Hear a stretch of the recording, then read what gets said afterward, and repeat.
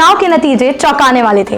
ऐसा अनुमान लगाया नहीं गया जैसे नतीजे आए, रुझानों को गलत साबित किया गया। ये तो समझ आ गया कि राजनीति का कोई तय फॉर्मूला नहीं है। कब क्या हो जाए, कब कौन सा मिथक टूट जाए, कब स्थापित धारणाएं खत्म हो जाए, ये बताना भी मुश्किल है।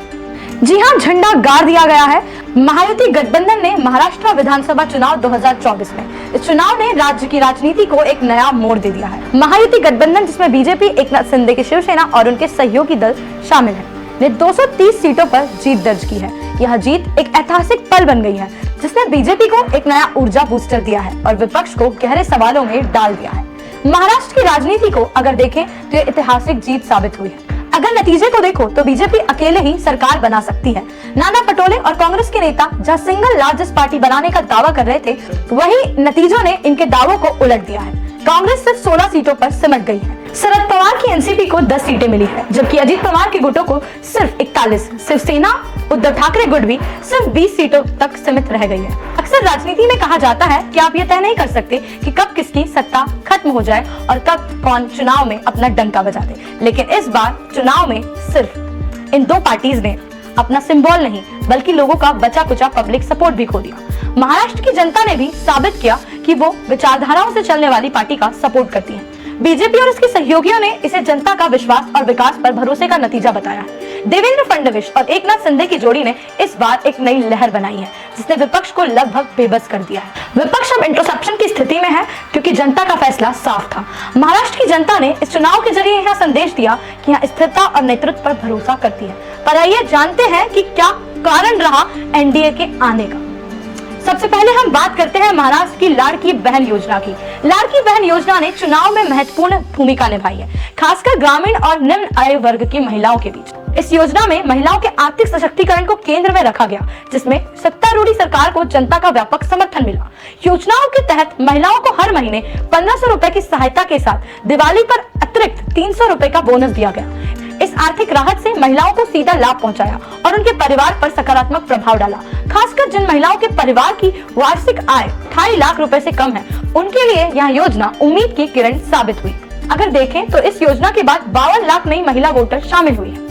सरकार के इस कदम ने ग्रामीण क्षेत्र और निम्न मध्यम वर्गीय परिवार से सत्तारूढ़ी दल की पकड़ मजबूत की है। महिला मतदाताओं में इस योजना के प्रति सकारात्मकता से यह स्पष्ट हुआ है कि ऐसी नीतियां चुनाव में जीत में निर्णायक भूमिका निभा सकती है।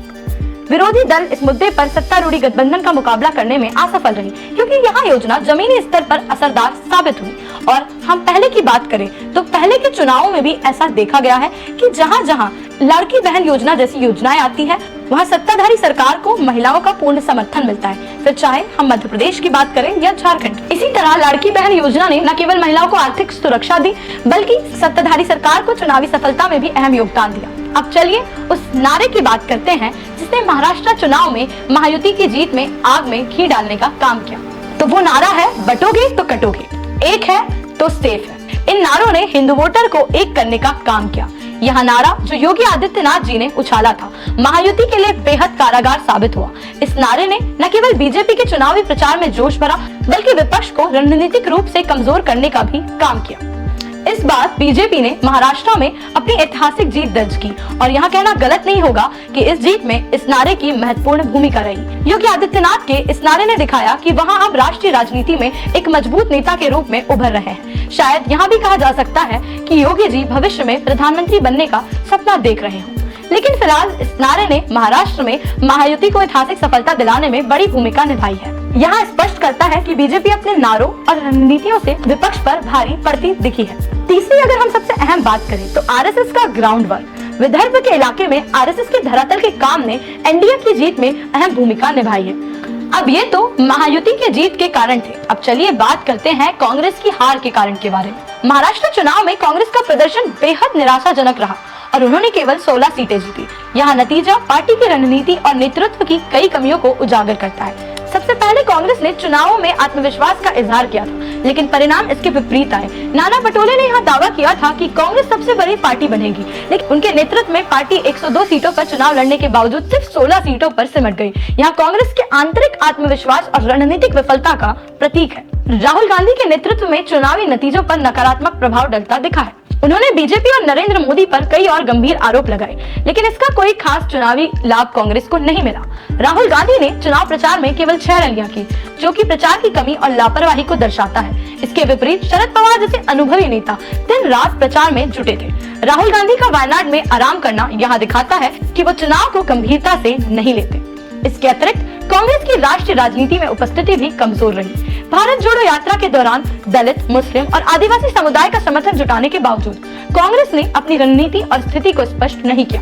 भाजपा ने संविधान और जाति जनगणना जैसे मुद्दों को सही समय पर उठाकर चुनावी लाभ प्राप्त किया, जबकि कांग्रेस की रणनीति अस्पष्ट रही। कांग्रेस के आंतरिक संघर्ष, नेतृत्व की कमी और प्रचार में कमजोरी के कारण पार्टी को महाराष्ट्र चुनाव में करारी हार का सामना करना पड़ा।